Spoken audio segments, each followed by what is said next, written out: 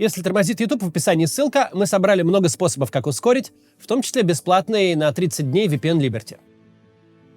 В сегодняшнем видео мы решили прокомментировать некоторые из реакций провоенных спикеров на недавнюю диверсию против российской стратегической авиации.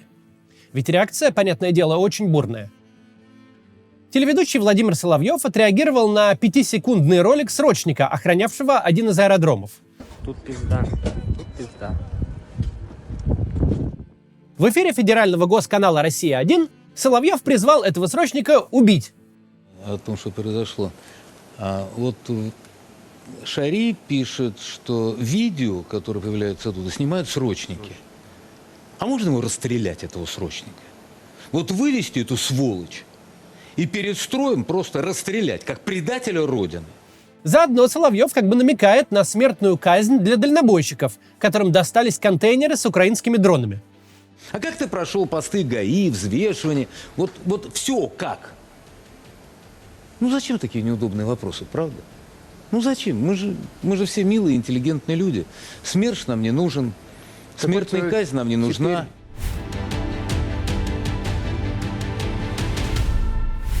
Отвлечемся от Соловьева. Официоз в лице Минобороны и сотрудников Первого канала по какой-то только им понятной логике решил называть событие 1 июня террористическим актом. И сейчас срочное сообщение от нашего Минобороны. Сегодня киевским режимом был совершен теракт с применением FPV-дронов в отношении аэродромов в Мурманской, Иркутской, Ивановской, Рязанской и Амурской областях. Такой новояз даже в провоенном лагере оценили не все. Комментируя публикацию Минобороны, где уничтожение самолетов названо терактом, военный корреспондент Russia Today Андрей Филатов заметил: «У нас или военлеты не военные, или автор текста дурачок». Теперь немного о реакции на события в Z-телеграме. Среда эта неоднородная, и реакции многочисленных военблогеров очень разные. Не все, но весомая часть из них, не совладав с эмоциями, прям-таки поспешили избавиться от человеческого облика. Потоком пошли призывы нанести ядерные удары по Киеву и другим украинским городам. Один из анонимных Z-каналов пришел к идее на камеру расстрелять 500 украинских военнопленных. И это далеко не предел мерзости, которую публикуют подобные авторы. Мне, честно говоря, не хочется их цитировать, даже для суда истории. Опять же, я не понимаю, как такие авторы даже на 4-м году войны не могут принять очевидную истину. Боевые действия — это процесс обоюдный. Но многие из военблогеров, как и официальные СМИ, воспроизводят известный афоризм чешского писателя Кароля Чапека. «Враг коварно атаковал наши самолеты, которые мирно сбрасывали бомбы на его города». А вот совсем другая крайность в Z-среде — это, как ни странно, едва скрываемое злорадство. Оно доносится со стороны тех ультрамилитаристов, кто долгое время писал, как надо правильно воевать в полную силу. Кто ругал за нерешительность президента, министров и генералов-лампасников. Теперь такие персонажи встают в позу «я ж говорил». Особенно отметилась неонацистская группировка «Русич». Очередное позорище, которое комментировать, только портить. Цитата. Еще цитата. С другой стороны, сгорел старый хлам, мы же построим новый, у нас же есть множество проектов и огромная производственная база, которая позволяет восстанавливать потери стратегической авиации буквально за считанные годы. Это они, ясное дело, с сарказмом. В действительности все понимают, что потеряны уникальные самолеты, которые современная Россия разучилась производить. О чем Русич пишет в следующем посте. Запасных стратегических бомбардировщиков нет, поэтому... Цитата. «Экипаж можно перевести в пехоту и штурмануть пару посадок». Далее Русич пишет совсем крамолу. «Наверное, давно пора заменить всех старых пердунов, отправив их на пенсию, поставив вместо них молодых, дерзких и перспективных. От импотенции физической происходит импотенция моральная, которая ведет за собой текущие проблемы. Всех после 50 увольнять с руководящих должностей. Потому что, к сожалению, как мы видим, старые импотенты ничего не могут, и Виагра здесь не помогает». Интересно даже, кого конкретно они имеют в виду. Что же касается всевозможных сексуальных аллюзий, то военблогеры и их преданные читатели отработали эту тему на 146%.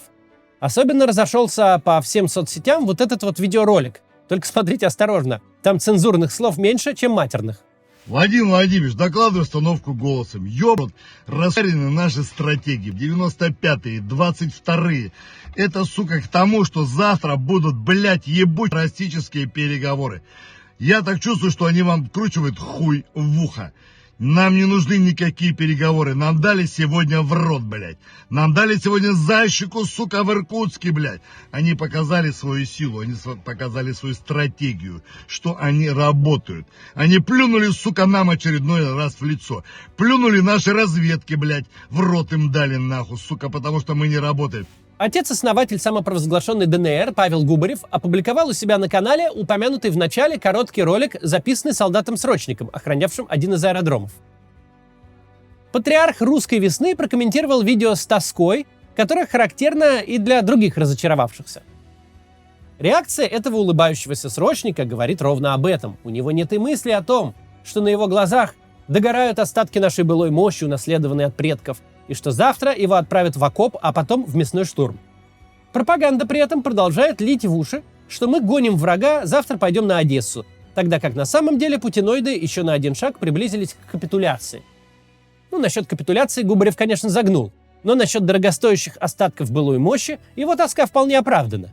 Ведь один из промежуточных результатов всей так называемой СВО – это невосполнимая утрата сверхдорогой техники, доставшейся России в наследство от СССР.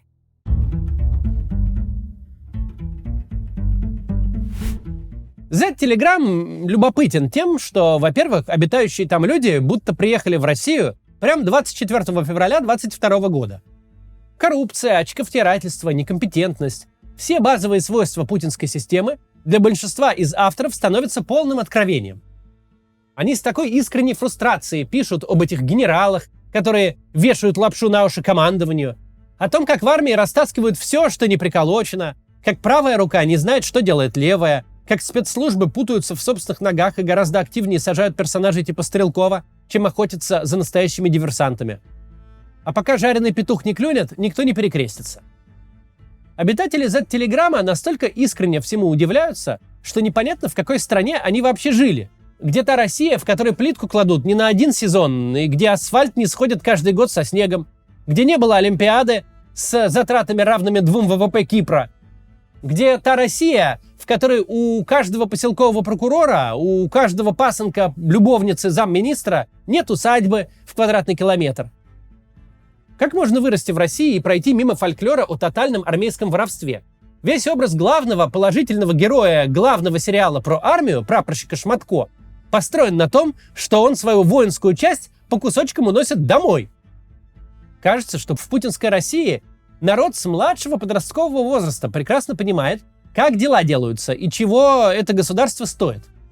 Кажется, что спецслужбы, продолбавшие атаку на стратегические ракетоносцы, это то, что вообще никакого россиянина удивить не может. Только для Z-Телеграма почему-то оказывается открытием, что путинская вертикаль, особенно вертикаль чекистская, это воры и вруны. Во-вторых, граждане эти как дети, ей-богу. За все минувшие 39 месяцев войны с какой-то периодичностью происходило какое-то позорище. То самый охраняемый на свете мост в Крым взорвут. И, кстати, пока писали этот ролик, кажется, еще раз его взорвали. То военкора в центре Питера убьют. Генералы вон гибнут так часто, что очередная смерть вообще никого не удивляет. Я просто напомню, это к вопросу о спецслужбах и их профессиональных качествах. Первой новостью этой войны стал тот факт, что американская разведка о путинских планах знала больше, чем российское правительство. Но каждый раз, каждое новое позорище для Z-спикеров становится открытием. Каждый раз, как в первый. Как наших коммунальщиков традиционно изумляет зима в январе, так Z-Telegram с детской наивностью встречает каждую подобную новость, которая до степени смешения похожа на ту, что была 3 месяца назад, год назад, и 2, и 3 назад, и всегда. Всякий раз для них становится полным открытием, что путинское государство, оно вот такое. И такое оно не потому, что подлое наследие 90-х в середине 20-х Путину жить не дает, а потому что Путин его таким построил. А построил бы другим, не было бы в середине 20-х никакого Путина и никакой войны. Как это работает в голове у этих людей, понять невозможно. Но 4-й год большинство из них умудряется одновременно восхищаться единоличной властью Путина и страдать о том, что его система работает против него. И как эти прекрасные граждане всякий раз не теряют надежды. И каждый раз верят, что уж теперь-то все будет иначе. Сейчас примут меры, возродят СМЕРШ, поснимают всех негодных, некомпетентных и неверных. Всех, кто такой позор допустил, посадят и расстреляют их, заменят правильными, честными и идейными. Ведь Путин же с ними, с Z-телеграфистами, на одной стороне. Путин же хочет войну выиграть. Каким-то образом они снова забывают, что ни один из провалов, ни одно из публичных унижений никогда не вызывали отставок достаточно громких, чтобы они попали в новости. Каким-то образом, наблюдая войну 4-й год, все эти граждане умудрились не выучить правила, на котором весь этот режим держится. Никогда и никого за публичный провал не наказывать. Не позволять никаким внешним событиям влиять на решение режима. Взять хоть Бортникова, который развешивал Путину лапшу о внутренней ситуации в Украине, у которого начиненный взрывчаткой фура на Крымский мост заехала, у него с самокатами генералов взрывают, он допустил крокус, профукал исламистское подполье. Это тот самый человек, чье ведомство ответственно как минимум за половину всего позорища последних лет. И он никуда со своего поста не делся. Да, Z-Telegram — это собрание малоприятных людоедов. Но людоеды это настолько наивные, настолько умудряются не знать, не видеть, не чувствовать логику власти, которую так истово поддерживают, настолько искренне удивляются, когда происходит нечто предельно закономерное, и от всей души верят в чудо, верят в волшебство, что иногда даже понаблюдать за этим забавно. До завтра.